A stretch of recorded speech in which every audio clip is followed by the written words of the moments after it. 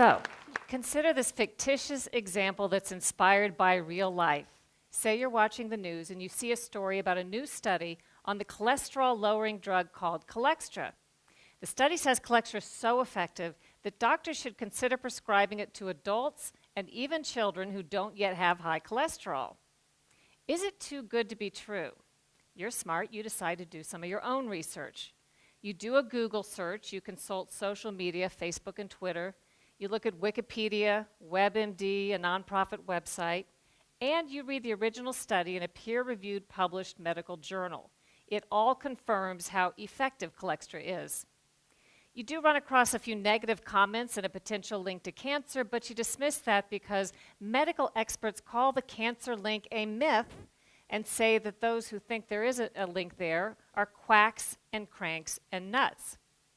Finally, you learn that your own doctor recently attended a medical seminar. The lecture that he attended confirmed how effective Cholextra is, so he sends you off with some free samples and a prescription. You've really done your homework. But what if all isn't as it seems? What if the reality you found was false? A carefully constructed narrative by unseen special interests designed to manipulate your opinion. A Truman Show-esque alternate reality all around you. Complacency in the news media combined with incredibly powerful propaganda and publicity forces mean we sometimes get little of the truth. Special interests have unlimited time and money to figure out new ways to spin us while cloaking their role. Surreptitious astroturf methods are now more important to these interests than traditional lobbying of Congress. There's an entire industry built around it in Washington. What is astroturf?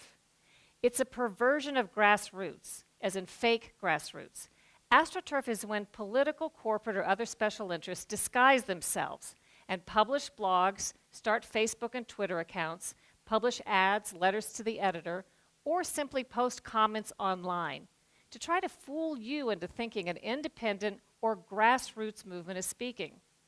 The whole point of AstroTurf is to try to give the impression there's widespread support for or against an agenda when there's not. AstroTurf seeks to manipulate you into changing your opinion by making you feel as if you're an outlier when you're not. One example is the Washington Redskins name. Without taking a position on the controversy, if you simply were looking at news media coverage over the course of the past year or looking at social media, you'd probably have to conclude that most Americans find that name offensive and think it ought to be changed. But what if I told you 71% of Americans say the name should not be changed? That's more than 2/3. AstroTurfers seek to controversialize those who disagree with them. They attack news organizations that publish stories they don't like, whistleblowers who tell the truth, politicians who dare to ask the tough questions, and journalists who have the audacity to report on all of it. Sometimes AstroTurfers simply shove intentionally so much confusing and conflicting information into the mix that you're left to throw up your hands and disregard all of it, including the truth. Drown out a link between a medicine and a harmful side effect, say vaccines and autism, by throwing a bunch of conflicting paid-for studies, surveys, and experts into the mix, confusing the truth beyond recognition. And then there's Wikipedia. AstroTurf's dream come true. Billed as the free encyclopedia that anyone can edit, the reality can't be more different. Anonymous Wikipedia editors control and co-opt pages on behalf of special interests.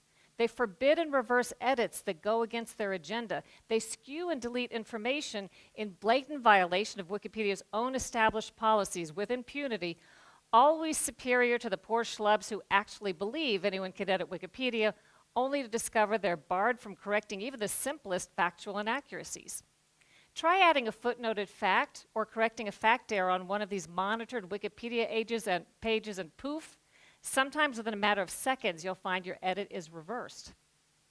In 2012, famed author Philip Roth tried to correct a major fact error about the inspiration behind one of his book characters cited on a Wikipedia page. But no matter how hard he tried, Wikipedia's editors wouldn't allow it. They kept reverting the edits back to the false information.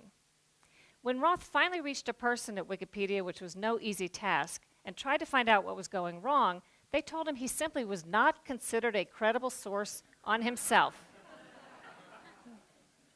A few weeks later, there was a huge scandal when Wikipedia officials got caught offering a PR service that skewed and edited information on behalf of paid, publicity-seeking clients in utter opposition to Wikipedia's supposed policies. All of this may be why, when a medical study looked at medical conditions described on Wikipedia pages and compared it to actual peer-reviewed published research, Wikipedia contradicted medical research 90% of the time. You may never fully trust what you read on Wikipedia again, nor should you. Let's now go back to that fictitious Colextra example and all the research you did. It turns out the Facebook and Twitter accounts you found that were so positive were actually written by paid professionals hired by the drug company to promote the drug. The Wikipedia page had been monitored by an agenda editor also paid by the drug company. The drug company also arranged to optimize Google search engine results, so it was no accident that you stumbled across that positive nonprofit that had all those positive comments. The nonprofit was, of course, secretly founded and funded by the drug company. The drug company also financed that positive study and used its power of editorial control to omit any mention of cancer as a possible side effect. Once more, each and every doctor who publicly touted Colextra or called the cancer link a myth, or ridiculed critics as paranoid cranks and quacks, or served on a government advisory board that approved the drug, each of those doctors is actually a paid consultant for the drug company. As for your own doctor, the medical lecture he attended that had all those positive evaluations was, in fact, like many continuing medical education classes, sponsored by the drug company. And when the news reported on that positive study, it didn't mention any of that. I have tons of personal examples from real life. A couple of years ago, CBS News asked me to look into a story about a study coming out from the nonprofit National Sleep Foundation. Supposedly, this press release coming out said, the study concluded we're a nation with an epidemic of sleeplessness and we don't even know it, and we should all go ask our doctors about it. A couple of things struck me about that.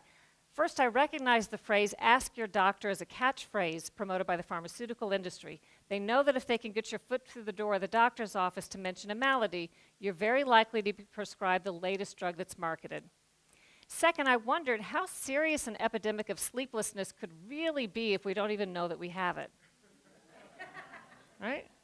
It didn't take long for me to do a little research and discover that the National Sleep Foundation nonprofit and the study, which was actually a survey, not a study, were sponsored in part by a new drug that was about to be launched onto the market called Lunesta, a sleeping pill. I reported the study as CBS News asked, but of course I disclosed the sponsorship behind the nonprofit and the survey so that viewers could weigh the information accordingly. All the other news media reported the same survey directly off the press release as written without digging past the superficial.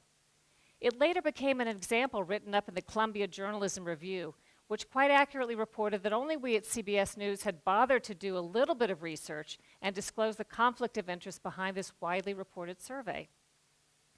So now you may be thinking, what can I do? I thought I'd done my research. What chance do I have separating fact from fiction, especially if seasoned journalists with years of experience can be so easily fooled? Well, I have a few strategies that I can tell you about to help you recognize signs of propaganda and AstroTurf. Once you start to know what to look for, you'll begin to recognize it everywhere. First, hallmarks of AstroTurf include use of inflammatory language such as crank, quack, nutty, lies, paranoid, pseudo, and conspiracy. AstroTurfers often claim to debunk myths that aren't myths at all. Use of the charged language tests well. People hear something's a myth, maybe they find it on Snopes, and they instantly declare themselves too smart to fall for it. But what if the whole notion of the myth is itself a myth, and you and Snopes fell for that? Beware when interests attack an issue by controversializing or attacking the people, personalities, and organizations surrounding it rather than addressing the facts. That could be AstroTurf. And most of all, AstroTurfers tend to reserve all of their public skepticism for those exposing wrongdoing rather than the wrongdoers. In other words, instead of questioning authority, they question those who question authority. You might start to see things a little more clearly. It's kind of like taking off your glasses and wiping them and putting them back on and realizing for the first time how foggy they'd been all along.